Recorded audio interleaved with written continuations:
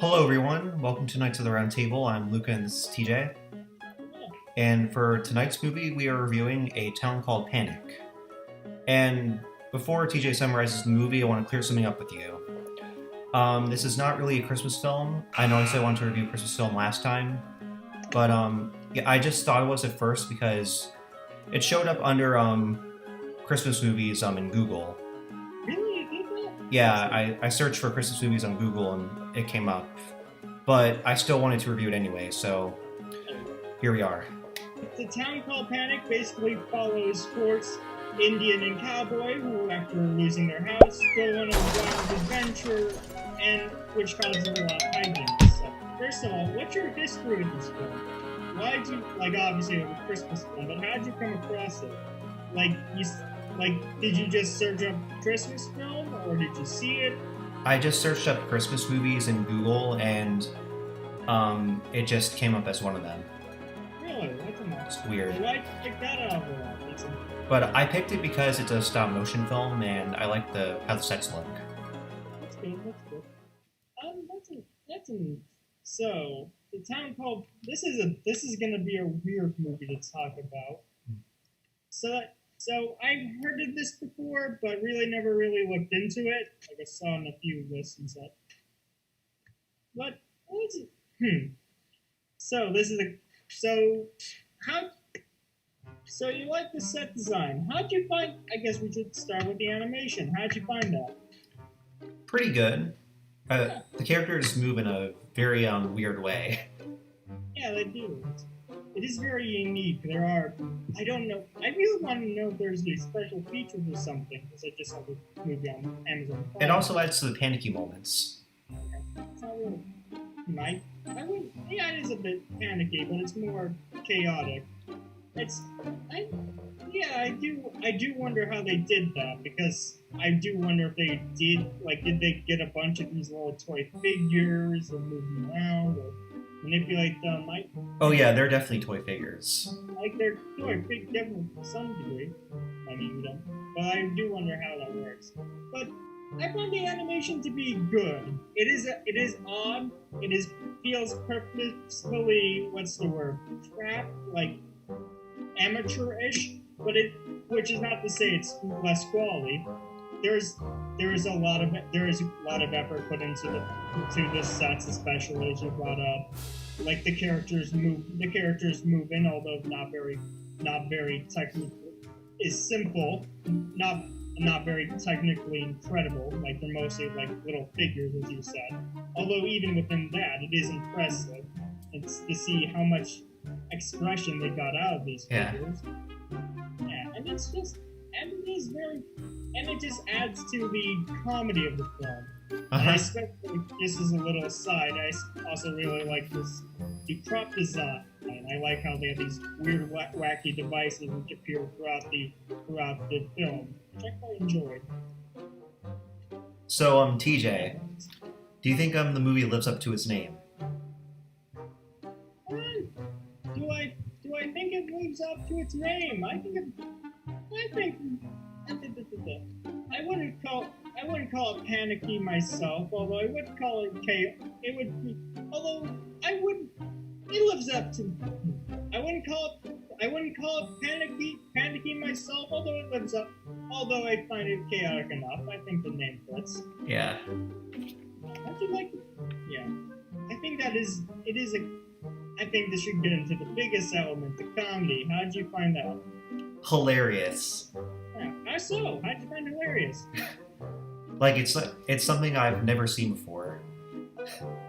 How so?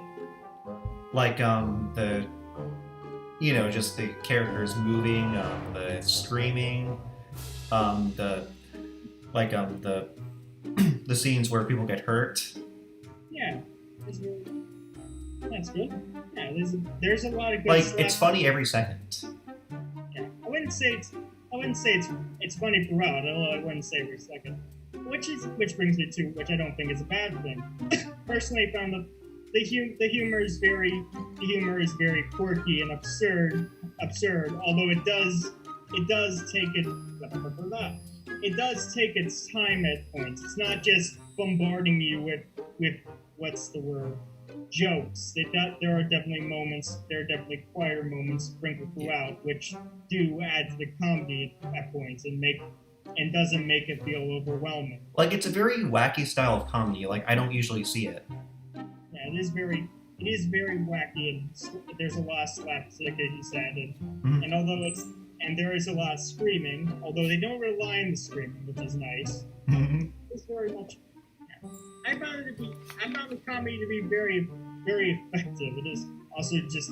You also do a lot of little jokes which I found to be funny. Like there's a point. It's hard to explain comedy. It's pain to explain comedy. There's a number, like I do like little jokes, like how Horse nearly and has a speaker over his piano playing, and also just some of the characters. Which I wish I could hear French, because I thought the voice actors did a good job in giving the characters some expression, even with the language barrier. But I'm not too sure. Do you think that was effective? No, I think it's good. Like, even though we can't understand French, they still do a great job at acting. What'd you say no to? Like, it being affected.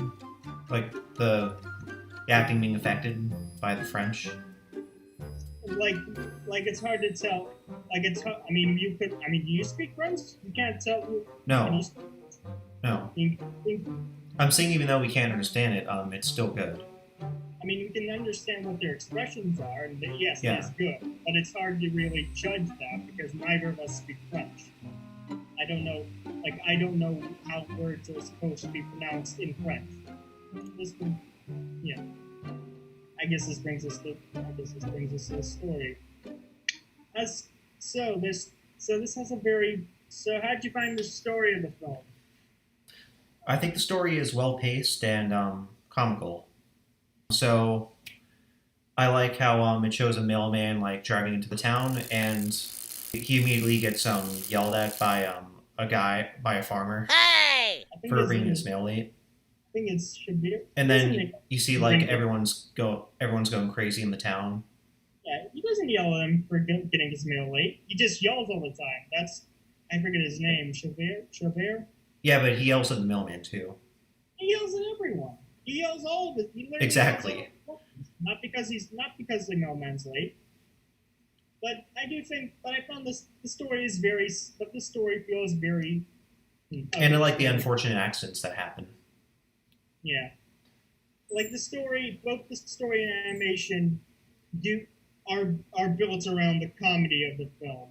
And in the case of the story, it is very farcical and non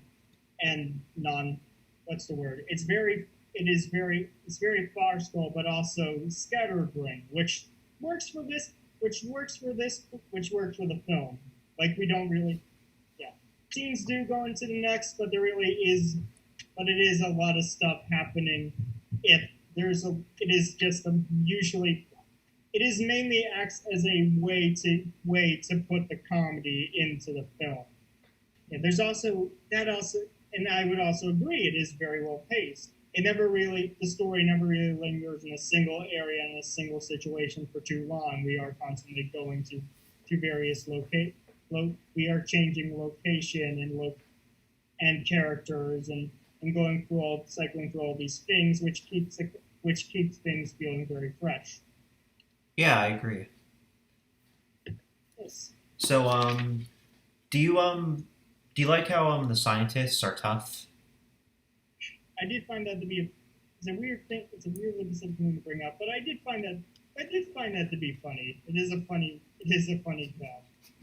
It's also, yeah. I also really like their weird snow machine. It does the whole film has a kind of a child's plaything type feel to it. Yeah. Like as we mentioned, there's a bunch of toys, but it also just feels in many ways like a child made it. Like in the case of the scientists and their giant penguin machine. Yeah, what do you think of the relationship between Horse and Jacqueline? It's fine. the characters are very cartoonish, which does help the comedy. And in the case of the horse and Jacqueline, it's not very. It's just it is very simple and very what's the word? Simple and it is simple and it is simple and cliched, and that's not necessarily a bad thing. They don't really focus on it. How do you find it? I don't find it to be a bad thing. Like, I enjoy the relationship. As fun. Also, it is weird how this like doesn't try to follow a structure like a normal movie structure. It is. Did you which works for the film? There really is no development for the characters. The plot just goes where it likes. It all works to the film's advantage and makes it feel very unique. But it is, yeah. Oh, no buts. It just isn't. It just works to the film's advantage and makes it unique. Yeah, it's meant to be comical. Did you find any qualms with the film? I mean, like, the animation, it's amateurish, as you said before. And the characters are can be like overly loud at times. Yeah. Mm-hmm. And yeah. There are a few scenes that are like hard to follow. Yeah. Because it goes so fast. Yeah, it is. Yeah, it is.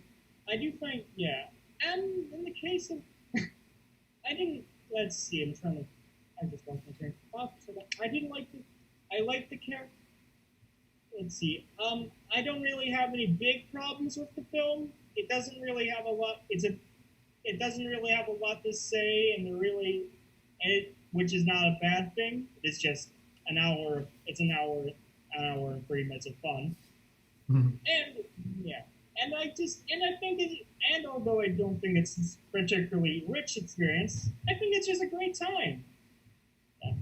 This apparently took 360 days, exactly a year to make, which is impressive. Like 365 days exactly? Yeah, according to both Amazon and also Wikipedia, which I quickly skimmed through to get some insight into it. Dang. Yeah, that is impressive. Yeah. So, would you recommend this film? I would recommend it to people who are into comedies or like slapstick. Alrighty then. I would also. I found this to be a very good film. It is, yeah. If you're looking for an interesting comedy or just by the time this went off, or if you're all looking for an interesting comedy or just a good dose of weirdness in your day, I'd say check it out. It could be a decent thing to watch over the holidays. And do you want to do number rating? Yeah, sure. I give the movie an 8 out of 10. I'd give it around the same thing, 8. Okay. Awesome. So we can. So, Alright, what movie are we reviewing next? We're reviewing a real Christmas movie. Oh boy! Die Hard. All right, Die Hard. Yeah. And die. Okay, thank you for joining me, TJ.